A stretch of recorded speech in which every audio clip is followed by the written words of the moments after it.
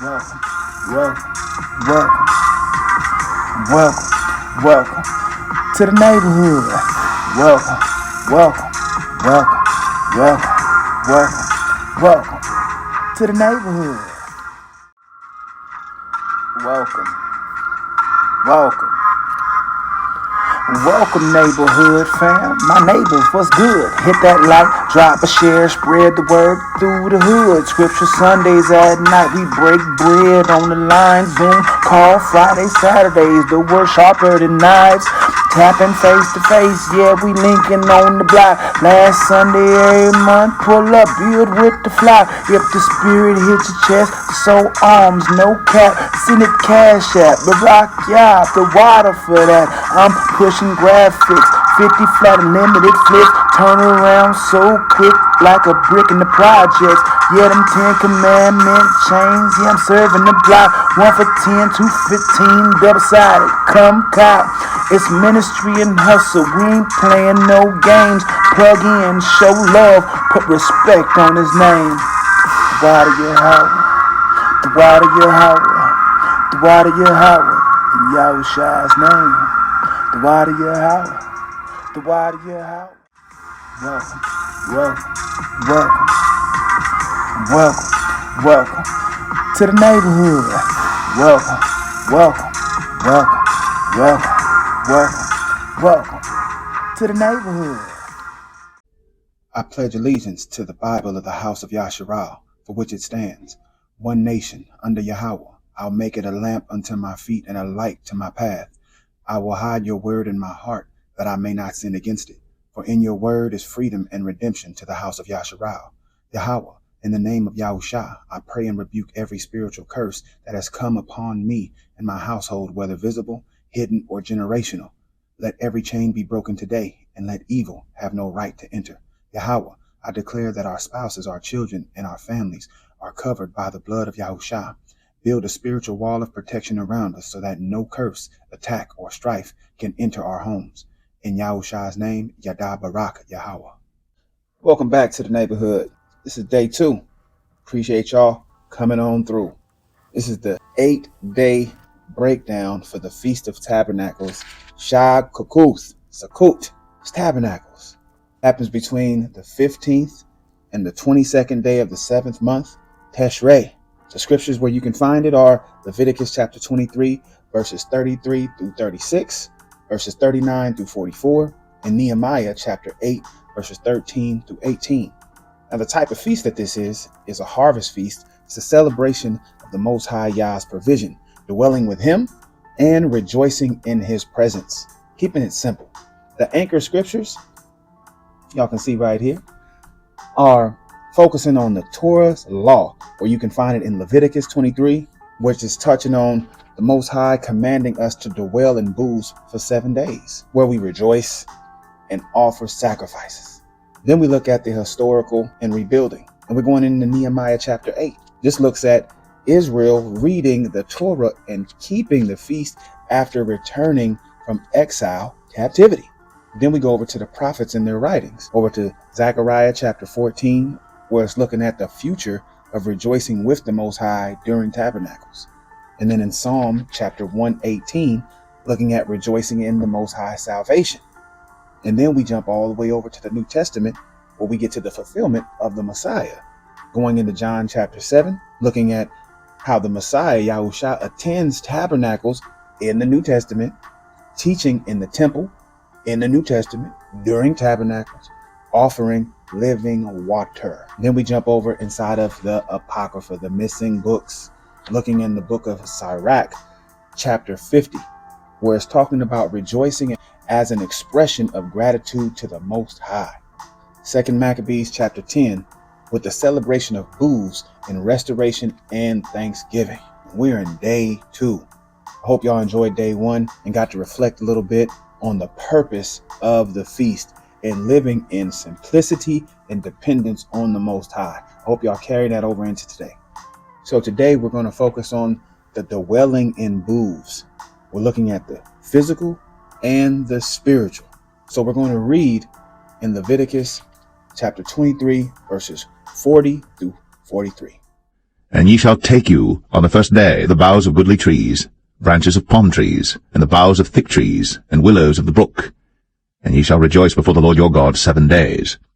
And ye shall keep it a feast unto the Lord 7 days in the year. It shall be a statute for ever in your generations. Ye shall celebrate it in the 7th month. Ye shall dwell in booths 7 days. All that are Israelites born shall dwell in booths. That your generations may know that I made the children of Israel to dwell in booths, when I brought them out of the land of Egypt. I am the Lord your God.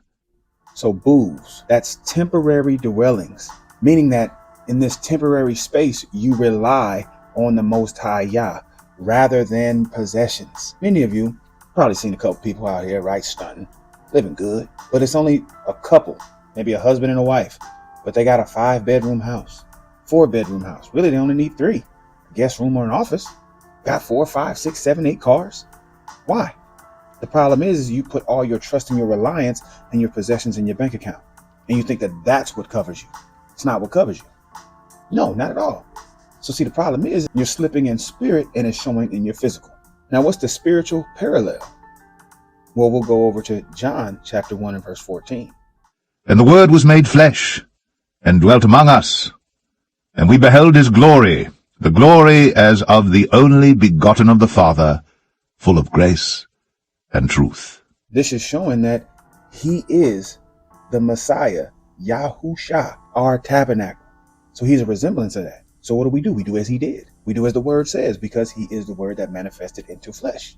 So we follow that. We follow that example. Wouldn't you agree? If we put all of our reliance into him, he cares for us as he would a wife. That's why we look at the parables when he's talking about the marriage. The marriage is what? It's symbolic of us coming to him. He's a tabernacle that we rest in, that we worship in to get to the Father. He's that holy place. He's the high priest and the mighty king that leads us and protects us away from the evil and the wicked. This is what it looks like. So here's an activity. Let's build, which is what you probably already should have done already. Let's build or visualize a tabernacle, a booth, a sukkah, discussing the Most High Yah's presence among his people. So if you build, just say a little arts and crafts type of situation. Now, mind you, you're the one who's building that. But think about this as the Messiah covering the people. So imagine you having some action figures around here. You're going to build it up and they're going to go in and you're going to act like, okay, well, this is where we go worship. This is where we go get protected, because this is our protection, because a home protects you. Wouldn't you say so? You put a fence around it. You put things around it because it protects you while you sleep. Can't no animals just run on in there. Can't no robber come on in there easily. Because what did you put on your home? You put an alarm system. Back in the day, we had, everybody had dogs, or you had, if you were rich, you had soldiers standing outside your gate, standing outside your door. So again, now we're talking about the physical and spiritual of dwelling in a booth and relying again on the Most High rather than your possessions, rather than your accomplishments. And understanding that the Messiah is your tabernacle that you need to go through in order to get to the Most High. So again, I'm making these days simple for you to digest, for you to bring into remembrance and understand what it takes to move in the ways of the scriptures and to keep it simple. Not only you, but you can also pass this along to your children. They can have their friends come around, your other family members can come around, and it's easily digestible. And just at the top of the class today, you've seen all the anchor scriptures that you can go through and you can take a deep dive into. And you can really go pick it all apart and understand, but we're going day by day because it's no rush. So what you can do today is focusing on the dwelling in the booths, both physical and spiritual, and have that conversation, basing it off of Leviticus chapter 23, verses 40 through 43, and paralleling it with John chapter 1 and verse 14, and understanding and seeing if it makes sense to you. So I appreciate y'all for sliding on through. It's your neighborhood Hebrew. Shalom, shalom. Catch y'all tomorrow. Welcome, welcome, welcome, welcome, welcome to the neighborhood. Welcome, welcome, welcome, welcome, welcome, welcome to the neighborhood. Welcome, welcome, Welcome neighborhood fam, my neighbors, what's good? Hit that like, drop a share, spread the word through the hood. Scripture Sundays at night, we break bread on the line. Zoom call Friday, Saturdays, the word sharper than knives. Tapping face to face, yeah, we linking on the block. Last Sunday every month, pull up, build with the flock. If the spirit hits your chest, so arms, no cap. Send it cash app, the rock yeah, the water for that. I'm pushing graphics, 50 flat unlimited flips. Turn around so quick, like a brick in the projects. Yeah, them 10 commandment chains, yeah, I'm serving the block. 1 for 10, 2 for 15, double-sided, come cop. It's ministry and hustle, we ain't playing no games. Plug in, show love, put respect on his name. The water your Howard, the water your Howard, the water your Howard, in Yahushua's name. The water your Howard, the water your Howard. Welcome, welcome, welcome, welcome, welcome to the neighborhood. Welcome, welcome, welcome, welcome, welcome, welcome to the neighborhood.